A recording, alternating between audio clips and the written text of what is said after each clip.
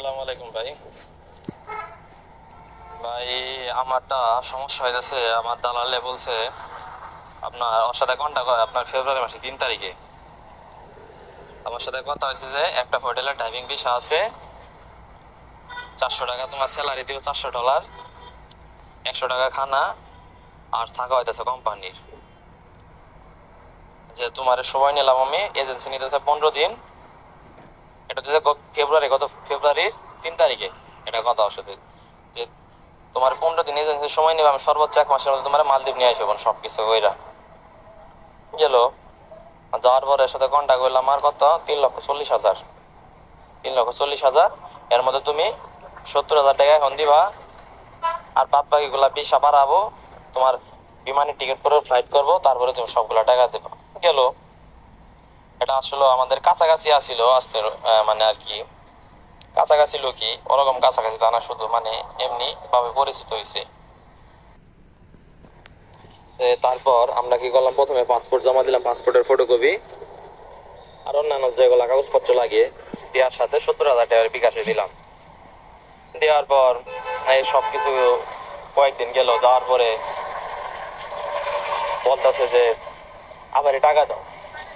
আবার টাকা দিলাম আপনার 50,000, তাহলে 70, 50, 1,20,000। দেওয়ার পর বলতেছে আবারই তো 70,000 দিলাম।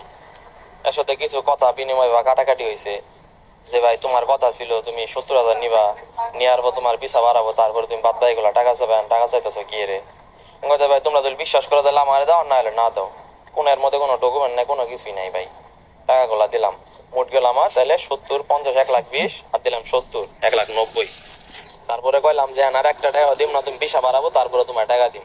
গেলে আরাম করতে করতে আপনার ফেব্রুয়ারি গেল, তারপরে মার্চে গেল। মার্চের জন্য একটু সাটানে দিলাম ভাই, একটু কথাবার্তা কইলাম যে ভাই যে তোমার টিয়া পয়সা এতগুলা নিছো, তুমি ভিসা দিতে আসো না?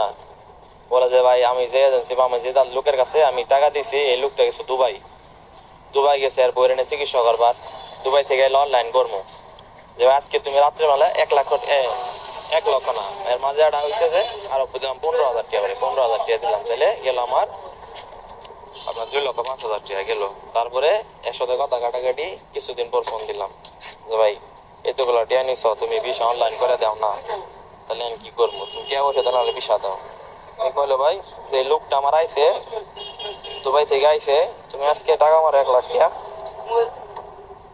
তোমার আজকে ভিসা অনলাইন করো। এই দিয়ে আমার খালি দিল ডিপোজিট স্লিপ, আপনার কিছু নাম্বার পাঠাইতেছি, ডিপোজিট স্লিপ দিল, দিয়ে গেলো তোমার টাকা পয়সা ডিপোজিট করা হয়েছে, ভিসা কয়দিনের মধ্যে বাড়াই করবো। ডিপোজিট আর পেমেন্ট স্লিপ দিল, দেওয়ার পরে কইতেছে ভিসা কিছুর মধ্যে অনলাইন হবো। সামনে আবার রোজা ঈদ আয় বললো, ঈদের আগে ওরা ফোন দিলাম যে ভাই ভিসার কি খবর? ভাই ভিসা তো সব বন্ধ হয়ে গেছে, তুমি 25,000 টাকা বাড়তি দাও, তোমার লগে যা ঘন্টা আগের থেকে 25,000 টাকা বাড়তি দিলে ভিসাটা তাড়াতাড়ি পাই করবার ভাই। আমি তো অলরেডি মনে করলেন 3 লক্ষ টাকা দিয়ে দিছি, আর বাদ ভাই কত 40,000, 40,000 বাদে আপনার আরো ওই দিলাম 15,000 টাকা বাড়তি, তাহলে একসাথে আমার মোট কন্টাক্ট হলো 3,55,000।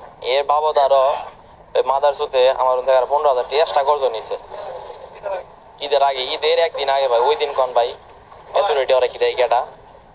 দেওয়ার পরে ঈদ গেল, ঈদের পরে ভাই অনলাইন করা হয়েছে, এর মধ্যে তো ভিসা বন্ধ হইলো। আমি ওরা ফোন দিয়ে খালি আমার কয় কি তোমার মেয়ে পিএল বাড়াইছে, অনলাইন হয় নাই, পিএল হয়ে আপনার কাগজ দিব, সমস্যা নাই। পিএল বাড়াইছে, পিএল আমি গেলাম ভাই পিএল তো আমার অনলাইন হয় নাই। আর একটা কথা ভাই, পিএল এর মধ্যে আপনার ওয়ার্ক পারমিট যেটা লেখা থাকে, আপনার একটু আমার একটু কইন, ওয়ার্ক পারমিট যেটা লেখা থাকে আর কিউআর কোড যেটা লেখা থাকে উপরে, এই দুটো ভাই সেম হবো কিনা আলাদা হবো? আমি ওরে কইছি যে ভাই এই দুটো কিন্তু ভাই সেম হবো, তুমি আলাদা দিছো নাকি এই দুটো? তাহলে নকল। তো না ভাই এটা এজেন্সি কোড, কিউআর কোড যেটা এজেন্সি, তোমার ওয়ার্ক পারমিট তো লেখা আছে। এ ভাই পিএল বাড়াইছে, ওর কথাই ধরলাম। পিএল বাড়াইছে আমার কয় তারিখ ভাই? এপ্রিলের 10 তারিখ। ও কইছে 10-12 দিনের মধ্যে অনলাইন হবো। 10-12 দিন, আজকে 25 তারিখ, অলরেডি 15 দিন গেছে গা। আমার কয় দিনের মধ্যে আর মনে করলেন অনলাইন করে দিব? বুঝতেছি না। এর মধ্যে বিষয় হয়ে গেছে গা বন্ধু আমার কি, তোমার 15 তারিখের মধ্যে ভাই তোমারে মালদ্বীপে রাখবো, চিন্তা করে মালদ্বীপে তোমায় নিলে। আপনারা সবাই শুনলেন আজকের এই ভিডিওটা খুবই গুরুত্বপূর্ণ। যারা মালদ্বীপ আসতে চান, যারা মালদ্বীপ আসা নিয়ে অনেক কৌতূহল, তাদের জন্য আজকের ভিডিওটি। তো আমার এই ভাই কিছু কথা বলছে, সেটা হচ্ছে যে আমরা প্রথমে ভিসাটা চেক করব, দেখবো যে ভিসাটা সঠিক কিনা।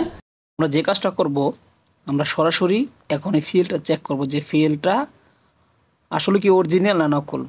আপনারা সবাই মনোযোগ সহকারে ভিডিওটা দেখবেন, ভিডিওটা দেখার অনেক কিছু আছে। আমি ক্রোমে চলে যাব, আর সবাই দেখে রাখবেন, সেম প্রসেসে আপনারা চেক করতে পারবেন। আসার পর আপনি সার্চ বক্সে লিখবেন এক্সপার্ট ডট ইজিওবি .mb। ওকে, এতটুকু লিখবেন, মানে আমি ভেঙে ভেঙে বলে দিলাম যাতে আপনারা সুন্দরভাবে বোঝেন বিষয়টা। লেখার পর আপনার সামনে এরকম একটা ইন্টারফেস চালু হয়ে যাবে। এটা আপনার মোবাইল ফোন দিয়েও পারবেন। এখানে দেখেন দুইটা অপশন শো হয়েছে আপনাদের মাঝে, একটা হচ্ছে ওয়ার্ক পারমিট ভেরিফিকেশন, আর একটা হচ্ছে রেগুলার ভেরিফিকেশন। ওকে, তো আমরা প্রথমে যে অপশনটা রয়েছে ওয়ার্ক পারমিট ভেরিফিকেশন, এইখানে ট্যাপ করে দিব। এখানে ট্যাপ করে দেওয়ার পর আমার সামনে এরকম একটা ইন্টারফেস চলে আসবে। তো হবে এখানে দেখেন ওয়ার্ক পারমিট নাম্বার, আমার যে ফিল্ডটা রয়েছে সেখানে দেখবেন ওয়ার্ক পারমিট একটা নাম্বার রয়েছে, এই নাম্বারটা আমি এখানে দিব। তারপর হচ্ছে নেম অর পাসপোর্ট নাম্বার, এইখানে আমাকে নাম অথবা পাসপোর্ট নাম্বার দিতে হবে। তো আমি এইখানে আমার ওয়ার্ক পারমিট নাম্বারটা দিয়ে দিচ্ছি।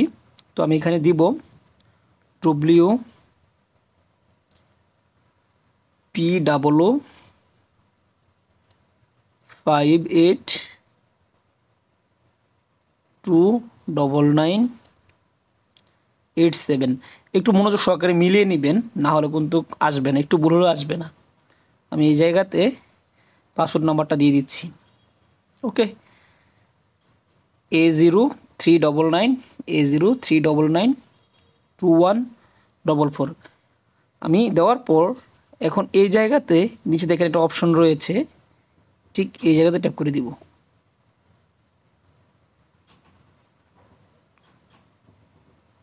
এখন দেখেন ট্যাপ করে দেওয়ার সাথে সাথে নিচে একটা অপশন আসছে, এখানে দেখেন employer not found, please enter the current details.